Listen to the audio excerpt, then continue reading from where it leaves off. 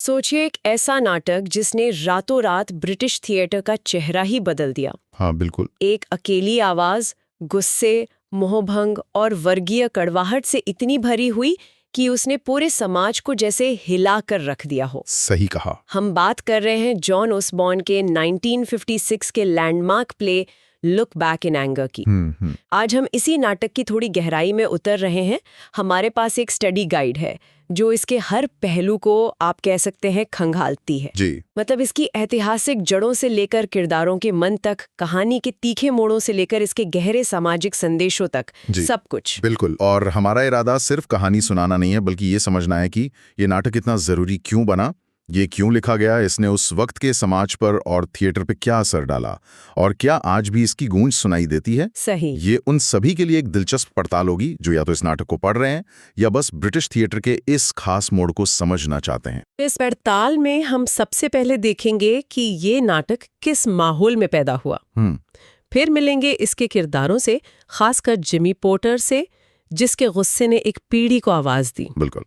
कहानी के अहम पड़ावों से गुजरते हुए हम इसके मुख्य विषयों जैसे वर्ग संघर्ष और प्रेम में क्रूरता, इनको समझेंगे और अंत में देखेंगे कि इसने थिएटर की दुनिया पर क्या छाप छोड़ी। सही। तो शुरू करते हैं उस दौर से, उस माहौल से जिसने इस नाटक को जन्म दिया। चलिए। देखिए, दूसरा विश्व युद्ध खत्म हो चुका था, लेकिन ब्रिटेन में शांति का मतलब स्थिरता नहीं था। हाँ, एक अजीब सी बेचैनी थी। समाज में पुरानी व्यवस्थाएं चरमरा रही थीं, वर्ग भेद गहरे थे और खासकर नौजवान पीढ़ी में एक गहरा मोह भंग था। उन्हें लग रहा था कि युद्ध के बाद की दुनिया का जो वादा था वो खोखला निकला। और उस समय का थिएटर वो इस बेचैनी को दिखा नहीं रहा था, है ना? बिल्कुल नहीं। मंच पर ज्यादातर भद्र उच्च वर्गीय नाटक ही थे जिन्हें वेल मेड प्लेस कहते थे।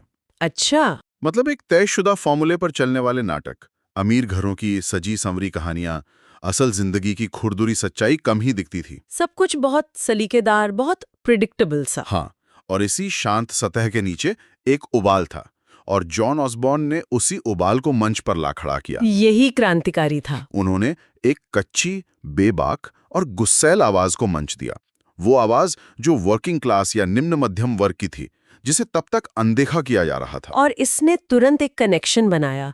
लोग, खासकर युवा, इस गुस्से और कुंठा से जुड़ पाए। यहीं से एंग्री यंग मैन आंदोलन का नाम जुड़ा है ना। हाँ हाँ, बिल्कुल। ये वो पढ़े लिखे नौजवान थे जो महसूस करते थे कि शिक्षा के बावजूद उनके लिए अवसर सीमित है, कि सामाजिक ढांचा उन्हें आगे बढ़ने नहीं दे रहा। ओसबॉर्न के नाटक ने जैसे उनकी दबी हुई आवाज को एक मंच दे दिया। सही।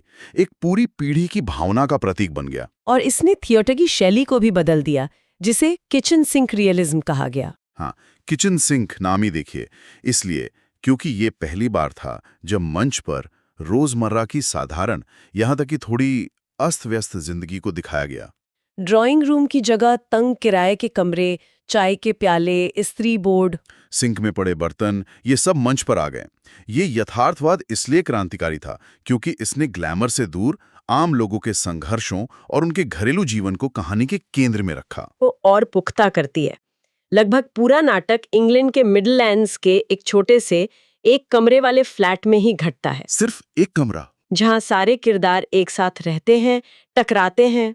ये सेटिंग महज एक लोकेशन नहीं है, ये अपने आप में एक प्रतीक है। वो तंग, घुटन भरा कमरा, हाँ, किरदारों की अपनी जिंदगी में फंसी हुई महसूस करने की भावना, उनके रिश्तों की घुटन और अवसरों की कमी को दिखाता है। जैसे वो उस कमरे से बाहर नहीं निकल सकते। वैसे ही अपनी परिस्थितियों से भी नहीं। ये शारीरिक और भावनात्मक कैद का एक बहुत शक्तिशाली रूपक है। तो इस घुटन भरे माहौल में वो कौन लोग हैं जो जी रहे हैं, जो संघर्ष कर रहे हैं?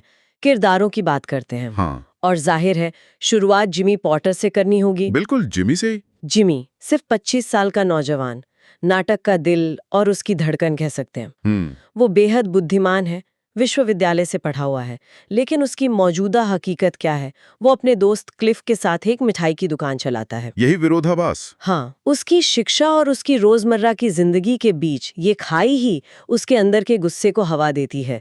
वो महसूस करता है कि समाज ने, सिस्टम ने उसे धोखा दिया है। और उसका गुस्सा सिर्फ व्यवस्था के खिलाफ नहीं है, वो कड़वाहट से भरा है और अपनी भड़ास अक्सर अपने सबसे करीबी लोगों पर निकालता है, खासकर अपनी पत्नी एलिसन पर। हाँ, वो लगातार बोलता है, बहस करता है, ताने मारता है।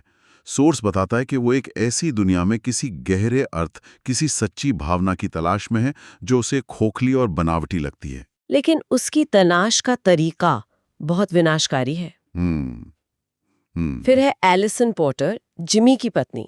उसकी पृष्ठभूमि जिमी से बिल्कुल अलग है।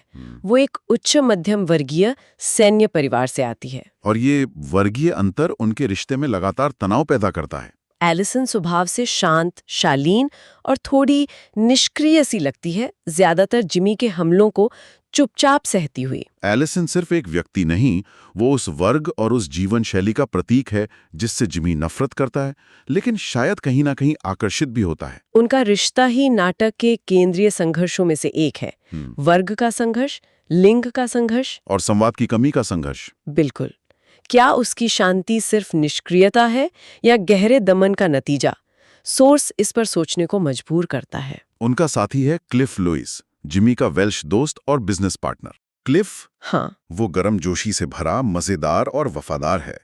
वो अक्सर जिमी और एलिसन के बीच बढ़ते तनाव को कम करने की कोशिश करता है, एक तरह से बफर का काम करता है। क्लिफ उस तनाव भरे माहौल में एक मानवीय स्पर्श लाता है। उसकी सहजता और स्नेह उस घर की कड़वाहट के बीच थोड़ी राहत जैसी है।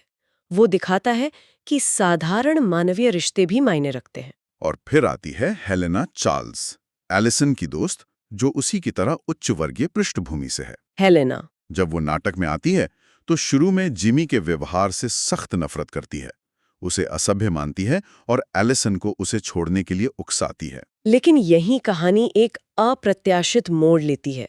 एलिसन के जाने के बाद हेलेना खुद जिमी के साथ एक रिश्ता शुरू कर देती है। ये बहुत कॉम्प्लिकेटेड किरदार हैं। हाँ, वो नैतिक रूप से सही और गलत के बीच झूलती है।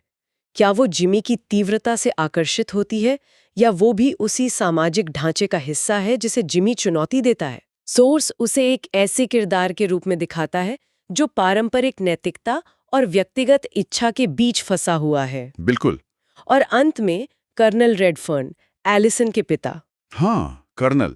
वो एक रिटायर्ड फौजी अफसर है जो ब्रिटिश साम्राज्य के पुराने दिनों और एडवर्डियन मूल्यों की यादों में जीते हैं। एडवर्डियन मूल्य मतलब प्रथम विश्व युद्ध से पहले का ब्रिटेन, उसकी परंपराएं, उसकी व्यवस्था, जिसे जिमी जैसे युवा पूरी तरह नकारते थे। कर्नल रेडफर्न उस गुजरे हुए जमाने के प्रतीक है जिसका अब कोई मतलब नहीं रह गया है, कम से कम जिमी की पीढ़ी के लिए। वो बदलते ब्रिटेन और पुरानी पीढ़ी के बीच के फासले को उजागर करते हैं।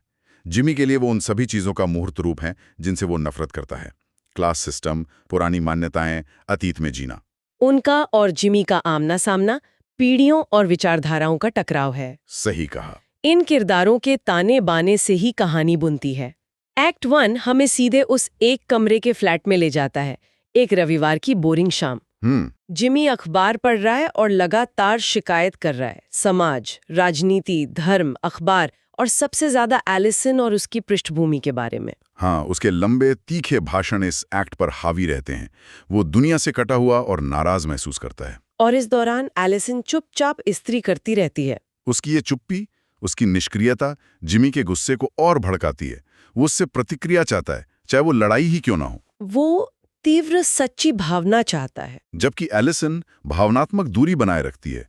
यह उनके रिश्ते की दुखद गतिशीलता है। क्लिफ बीच बचाव की कोशिश करता है, माहौल हल्का करने की। हाँ, क्लिफ का रोल अहम है। और इसी एक्ट में हमें पता चलता है कि एलिसन गर्भवती है, लेकिन उसने जिमी को ये बात नहीं बताई है। ये जानकारी उनके रिश्ते की जटिलता और संवादहीनता को और गहरा कर देती है। सोर्स हमें सोचने पर मजबूर करता है, जिमी के इस अथाह गुस्से का असली कारण क्या है? क्या ये सिर्फ बाहरी दुनिया की निराशा है या उसके अंदर की कोई गहरी असुरक्षा? सोर्स कई परतों की ओर इशारा करता है। बाहरी हालात, वर्ग भेद, अवसरों की कमी तो हैं ही, लेकिन शायद ये गुस्सा उसकी अपनी, कह सकते हैं, नपुंसकता का भी एहसास है। दुनिया को बदल न पाने का, या शायद प्यार को स्वस्थ तरीके से व्यक्त न कर पाने का। उसकी बुद्धिमत्ता और उसकी हकीकत के बीच का फासला उसे लगातार कचोटता है। बिल्कुल। एक्ट 2 में तनाव और बढ़ता है। एलिसन क्लिफ के सामने अपना दुख जाहिर करती है। तभी उसकी दोस्त हेलेना आती है और उसे जिमी को छोड़ देने के लिए मनाती है। और फिर आता है वो परेशान कर देने वाला सीन, जहां जिमी कहता है कि काश एलिसन कुछ सहे, कुछ वास्तविक दुख महसूस करे, शायद एक बच्चा खो दे, हाँ, ताकि वो जीवन की कठोर सच्चाई को समझ सके और उनका रिश्ता वास्तविक बन सके। ये सुनकर तो रोंगटे खड़े हो जाते हैं। ये जिमी के नजरिए की, आप कह सकते हैं, भयावहता दिखाता है। उसके लिए दर्द और पीड़ा ही जुनून और वास्तविकता का प्रमाण है। वो कोमलता या शांति को शायद कमजोरी या झूठ समझता है। ये उसके चरित्र का सबसे अंधेरा पहलू है। हेलेना चुपके से एलिसन के पिता कर्नल रेडफर्न को टेलीग्राम भेज देती है। कर्नल आते हैं और एलिसन बिना अपनी प्रेगनेंसी बताए जिमी को छोड़कर चली जाती है। और फिर एक्ट का अंत दर्शकों को चौंका देता है। एलिसन के जाने के बाद हेलेना फ्लैट में रुक जाती है और जिमी के आवेगपूर्ण चुंबन का जवाब देती है। दोनों के बीच एक रिश्ता शुरू हो जाता है। ये वाकई एक शॉकिंग ट्विस्ट था। ये नैतिकता के स्थापित पैमानों पर सवाल उठाता है। हेलेना, जो कुछ देर पहले तक जिमी की कट्टर आलोचक थी, अब उसी की बाहों में है। क्या ये मानवीय कमजोरी है, जुनून है या कुछ और? ऑसबॉर्न दर्शकों को आसान जवाब नहीं देते। एक्ट 3 कुछ महीने बाद शुरू होता है। अब हेलेना ने फ्लैट में एलिसन की जगह ले ली है। वो इस्त्री कर रही है, जिमी वैसा ही शिकायत कर रहा है। जैसे किरदार बदल गए हैं पर स्थिति वही है। बिल्कुल, लेकिन तभी दरवाजा खुलता है और एलिसन लौट आती है। वो बेहद कमजोर और बीमार लग रही है। वो बताती है कि उसका गर्भपात हो गया है। उसने ठीक वही वास्तविक पीड़ा सही है जिसकी जिमी ने कभी कामना की थी।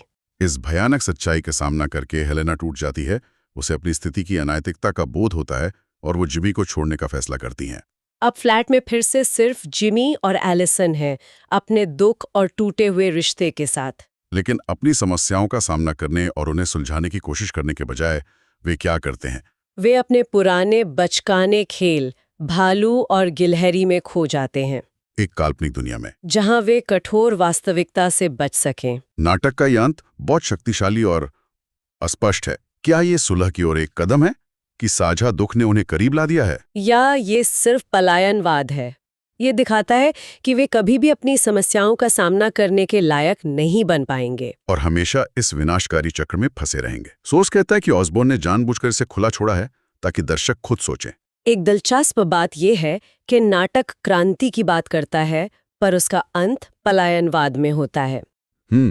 ये विरोधाभास है। तो ये कहानी और ये किरदार हमें किन बड़े सवालों या विषयों तक ले जाते हैं? सबसे प्रमुख विषय तो है क्रोध और मोहभंग। बिल्कुल।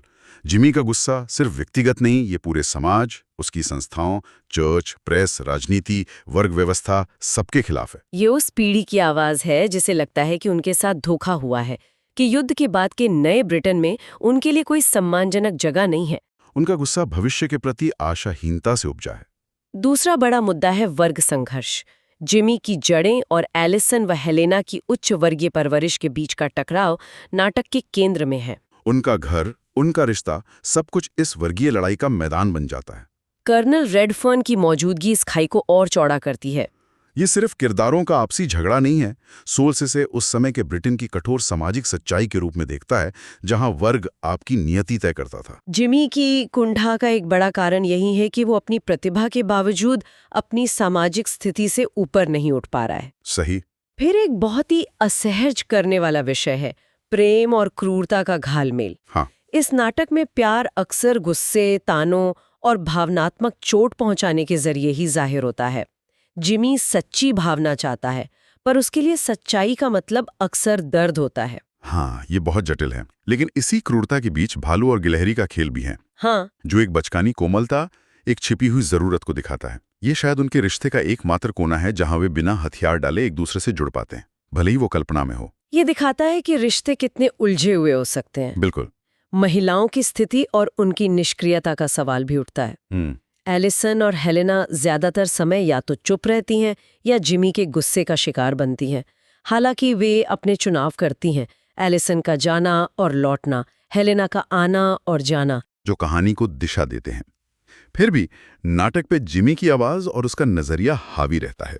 सोर्स इस बात की ओर इशारा करता है कि ये उस दौर के पितृसत्तात्मक समाज का प्रतिबिंब हो सकता है, जहां महिलाओं की अपनी आवाज और स्वायत्तता सीमित थी। क्या उनकी निष्क्रियता मजबूरी है या विरोध का एक मूक रूप? ये भी एक बहस का मुद्दा है। और आखिर में अलगाव और अर्थहीनता का विषय। जिमी खुद को बुद्धिमान मानता है, लेकिन समाज में अपनी जगह नहीं बना पाता। वो कुछ बड़ा, कुछ सार्थक होने का इंतजार कर रहा है, लेकिन रोजमर्रा की छोटी छोटी बातों और कुंठाओं में फंसा हुआ है। सोर्स ने इसकी तुलना सैमुअल बेकेट के मशहूर नाटक वेटिंग फॉर गोडॉट से की है। ये तुलना वाकई सोचने पर मजबूर करती है। बिल्कुल, दोनों नाटकों में एक तरह की अस्तित्ववादी निराशा झलकती है। पात्र एक ऐसी स्थिति में फंसे हैं जहां कुछ बदलने की उम्मीद कम है। वे इंतजार कर रहे हैं, लेकिन शायद जिसका इंतजार है वो कभी आएगा ही नहीं। ये युद्ध के बाद की पीढ़ी की गहरी निराशा और दिशाहीनता को दिखाता है। सही। नाटक की शैली और भाषा भी इसके प्रभाव में बड़ी भूमिका निभाती है। भाषा बहुत यथार्थवादी है, रोजमर्रा की बातचीत जैसी, लेकिन साथ ही बेहद नाटकीय और भावनात्मक भी। खासकर जिमी के लंबे विस्फोटक भाषण, व्यंग और कटाक्ष उसके मुख्य हथियार हैं। संवादों की यही स्वाभाविकता उस समय के थिएटर के लिए नई थी। इसने किरदारों को ज्यादा विश्वसनीय बनाया। और जिमी के भाषणों की काव्यात्मकता और तीखापन उन्हें यादगार बनाते हैं। सेटिंग के प्रतीकात्मक अर्थ पर हम बात कर ही चुके हैं। तंग कमरा घुटन का प्रतीक है। और भी प्रतीक हैं, जैसे एक्ट 1 में एलिसन का स्त्री बोर्ड। हाँ, जो शायद उसकी घरेलू कैद और निष्क्रियता का प्रतीक है। और जिमी जो तुर्रई बजाता है, वो शायद व्यवस्था के खिलाफ उसके शोर मचाने, ध्यान खींचने का एक तरीका है। और फिर वो भालू और गिलहरी का खेल, जो यथार्थ से पलायन, बचकानेपन, लेकिन शायद एक नाजुक अव्यक्त प्रेम का भी प्रतीक है। ये प्रतीक नाटक को और गहराई देते हैं। बिल्कुल। अब आते हैं इसके सबसे महत्वपूर्ण पहलू पर, इसका आलोचनात्मक महत्व। क्यों माना जाता है कि लुक बैक इन एंगर ने ब्रिटिश थिएटर में क्रांति ला दी? हाँ, 1956 को आधुनिक ब्रिटिश नाटक का ईयर जीरो कहा जाता है। ये अपने आप में बहुत बड़ी बात है। बिल्कुल। इससे पहले के सधे हुए उच्च वर्गीय नाटकों के दौर में ये नाटक एक झटके जैसा था। इसने पहली बार मंच पर एक ऐसे नायक को खड़ा किया जो गुस्से में था, असंतुष्ट था और समाज की पोल खोल रहा था। इसने एंग्री यंग मैन के किरदार को स्थापित किया। इसने दिखाया कि आम लोगों की जिंदगी, उनकी समस्याएं, उनका गुस्सा भी गंभीर नाटक का विषय हो सकते हैं। इसने बहसें छेड़ दी। कुछ आलोचकों ने जिमी को नायक माना, सच्चाई की आवाज। दूसरों ने उसे आत्मदया में डूबा हुआ, मिसोजिनिस्टिक, मतलब स्त्री द्वेषी और केवल विनाशकारी माना। और यही बहस आज तक जारी है, जो दिखाती है कि नाटक कितना शक्तिशाली है, लेकिन इसके प्रभाव पर कोई शक नहीं। सिर्फ एक घरेलू ड्रामा नहीं है, ये युद्ध के बाद के ब्रिटेन की सामाजिक और मनोवैज्ञानिक नब्ज पर हाथ रखता है। ये मोहभंग, वर्गीय तनाव और बदलती दुनिया में अपनी जगह तलाशते युवाओं के गुस्से और पीड़ा को आवाज देता है। जिमी पोटर अपनी तमाम खामियों के बावजूद यथास्थिति के खिलाफ युवा विद्रोह का एक स्थायी सांस्कृतिक प्रतीक बन गया। और क्या ये आज भी प्रासंगिक है? मुझे लगता है हाँ। भले ही 1950 का ब्रिटेन बदल गया हो, लेकिन गुस्सा, सामाजिक असमानता, रिश्तों की जटिलताएं, अर्थ की तलाश, ये मुद्दे तो आज भी हमारे जीवन का हिस्सा हैं। शायद जिमी पोटर का गुस्सा आज की युवाओं को किसी और रूप में नजर आता हो, लेकिन वो भावना कहीं ना कहीं मौजूद है। बिल्कुल। नाटक का अंत हमें एक गहरे सवाल के साथ छोड़ जाता है।